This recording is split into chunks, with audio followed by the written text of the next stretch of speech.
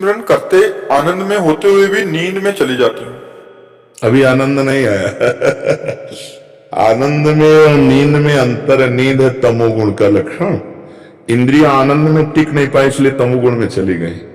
नहीं तो नींद में भी भजन का आनंद रहता है। जब आनंद आता है ना तो नींद में भी भजन होते, और भजन में नींद आ जाए ये तमोगुण का है। इसका मतलब आनंद में, जैसे आपको भोजन भूख लगी और आप भोजन पाओ, भला सो जाओ।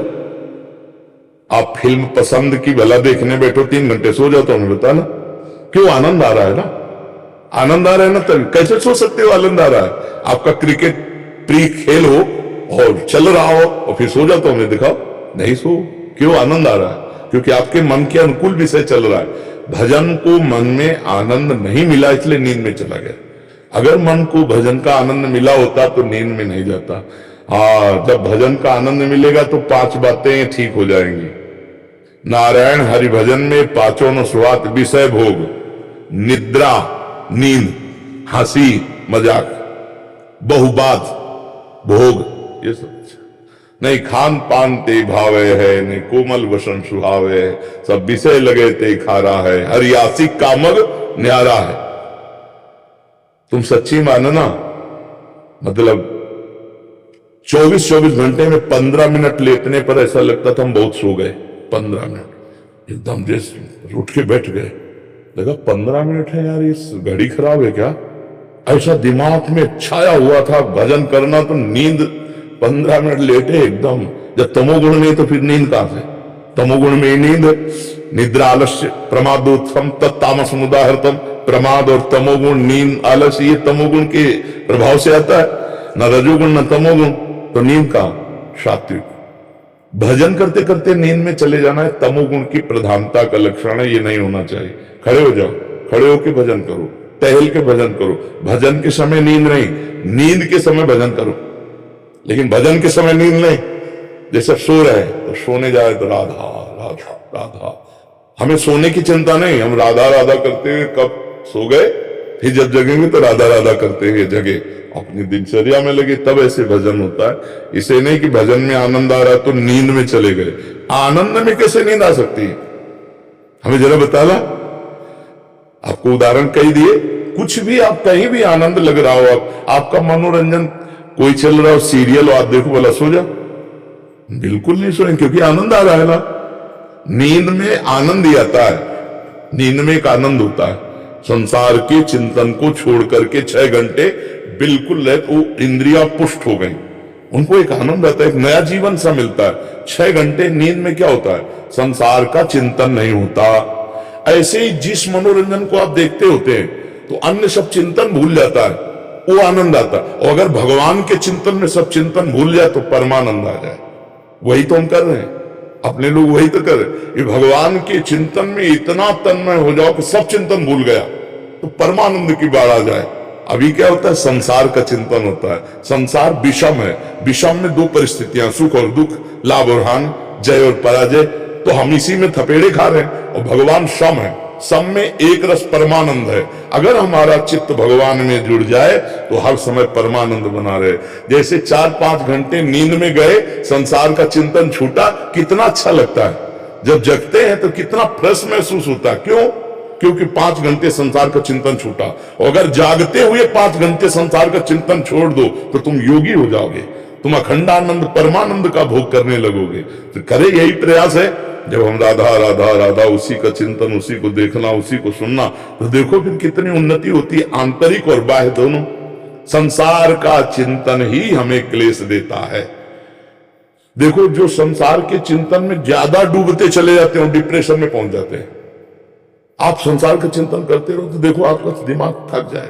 वही राग, वही देर, उसने ऐसा क्यों कहा, उसने, हमने तो उसके साथ ये किया, ये पूरी गणित चलते चलते वो भट्ट हो जाता है और वो डूब जाता है। मतलब बेमतलब बैठे बैठे कुछ नहीं, कोई नहीं, वो डिप्रेशन में पहुंच जाता है। अगर हम नाम जप करेंगे तो अपने को हम बचा सकते हैं। आप गौर से देखना, नींद का सुख क्या है? 6 घंटे संसार का चिंतन छूटना। जब नई नींद लेते ना तो आप देखो हर नस नाड़ी आपकी भारी हो जाती है, थक जाती है। ऐसा लगता है यार सोना चाहिए। क्या सोना है? मतलब संसार का चिंतन 6 घंटे भूलना है, 8 घंटे भूलना है। मुझे संसार भूलना है। व्यसन में क्या होता है, नशे में क्या होता है, बुद्धि मंद हो जाती है, चिंतन लड़खड़ा जाता है, बस इस बात का सुख होता है। उसकी बुद्धि चिंतन रहित हो रही है, चिंतनी शक्ति खत्म हो गई है, इसलिए वो सुख का अनुभव कर रहा है। यहाँ अचल बिहार में जब हम रहते थे तो हितधाम के सामने नाली बहती थी, ये परिक्रमा मार्ग पक्का नहीं था। तो एक जो शराबी तो नाली के साइकिल लिए तो बार बार ऐसी को, तो हमें पता नहीं था कि शराब पिए। तो उन्होंने कहा क्या भैया, वो नाली को ऐसे देखता और ऐसे फिर बार आगे और आखिरकार लड़खड़ा के नाली में गिरी गया। फिर भी उसे कोई शोक चिंता नहीं है, उसकी जो वाणी निकल रही है वो ऐसी निकल रही जैसे बादशाह की।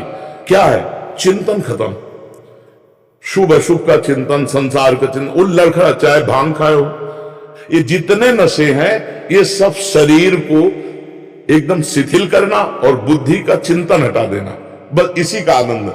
और सोचो अगर यही काम आप जागृत अवस्था में भगवान में लगा दो तो बुद्धि पंग हो जाए तो वही समाधिस्थ महापुरुष कहे जाते हैं, वही योगी कहे जाते हैं, वही भगवान के प्रियजन कहे जाते हैं। देखो ना, एक बिंदु पर अपने चित्त को लगा कर देखो, थोड़ी देर अगर आपको शक्ति ग्रहण करनी तो हम आपको बता, कोई एक बिंदु तय करो, जैसे ऐसे बैठे हैं, कोई एक बिंदु तय करो और उसी में नेत्र लगा दो और बस राधा राधा राधा, आंख खुली हो मुंह बंद।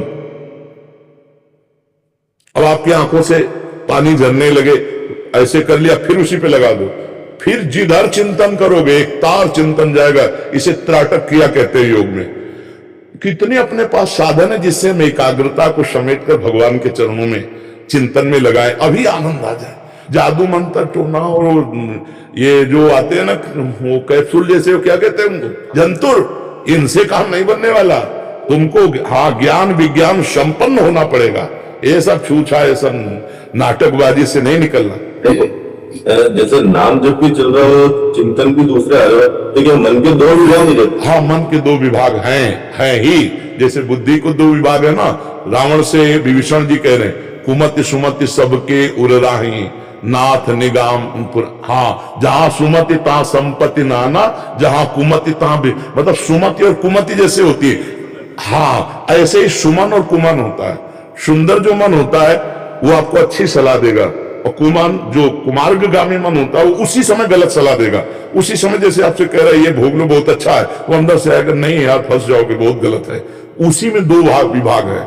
अच्छे वाले में मन इंद्रियाणा मनश्चास्मी, और बुरे वाले मन को अच्छा बना दो तो निर्मल मन हो गया, भगवान प्रगट। विचार बुरे नहीं आते, काम को कैसे करना वो दिमाग में चलता रहता है, और नाम जब भी चलता रहता है। हाँ, तो आपको काटना है, डिलीट करके एक को चलाना है, ये बुद्धिमानी है, उसे रोकना होगा।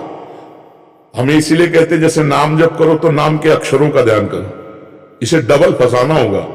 ये डबल पटरी पे दौड़ता है, राग द्वेष पे दौड़ता है, तो इसे फंसाना होगा। राधा, अब अंदर से उच्चारण कर रहे हैं राधा, सामने लिखा है राधा, हम पढ़ रहे हैं, देख रहे हैं, सुन। अब इसको भागने का अवसर नहीं मिलेगा तो ज्यादा देर इसमें टिकेगा नहीं, देखना। और अगर टिकने लगे तो फिर देखना आप आनंद आने लगेगा, फिर रुचि बढ़ने लगेगी। ये डबल भागना चाहता है, ये दो काम एक साथ करना चाहता है, इसमें क्षमता है। ये भगवान की आरती भी करेगा और बाजार भी हो आएगा उसी समय। भगवान की आरती करता जा रहा, सोचता जा रहा, बाजार जाना, वहां मिर्च लानी, वहां आलू लानी, वहां ये सब करता रहेगा। देखने में लगेगा भक्ति हो रही है, इतना हटते ही लगता है कि मैं नाम जब भी चल रहा था मेरे। हाँ, नहीं वो दो काम कर सकता है, इसीलिए हम डबल उसको फंसाते। लिखो और उच्चारण करो और सुनो तो उससे मंगल हो जाएगा।